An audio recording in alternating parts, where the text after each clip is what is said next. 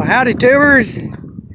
Well, yesterday Stephen Hummel called me and we got to talking about my oil temperature not being right, and he says he knows the problem there, and the problem there is because for some reason, and I don't know why he hasn't changed it, I don't know if there's a way to go to the back of the block back of the block at the pan, or what do you want to call it, but the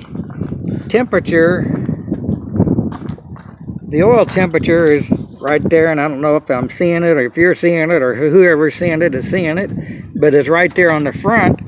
And of course I got it blocked off there a little, but as air goes through there, it's cooling that off and giving you a false reading. So I've been out here in Spike 2 making this, which is a little windy out here today, so I thought I'd come out and tinkle with this. Anyway, so that's what I've come up so far to kind of block that off.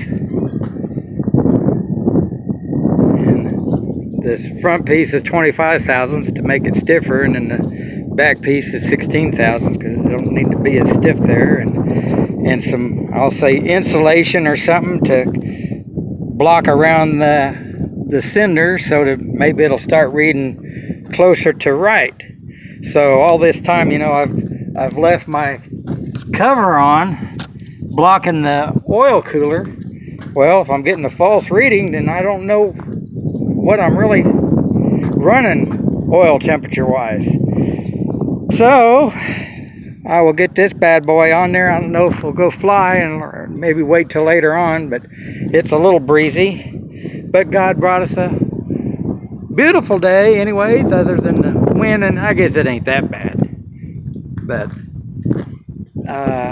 so anyways, I'll get this in there. Oh, and I also want to, I'm not going to do it like Carl says, because he said he mounted his down underneath here. Of course, that's where my flap actuator is, and can't mount that there, but I still like to get it mounted here. But when I use the suction cups, which they've been holding onto the plexiglass or Lexan there, okay, but I had it and I wiped that off real good with acetone and whatever and wiped it down, but it wouldn't stay there. But if I can figure out a way to mount it there, and then the antennas will stick out the front, and I'll have to run a wire down here to the battery pack that came with it to run it.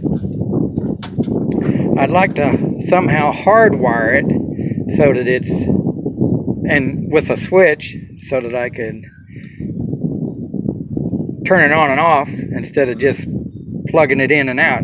So anyway, well, as let's see, Mike Patey says, how's he said it? Oh, back to work, and he's throwing his fist and all that stuff. Anyways, if you guys watch him.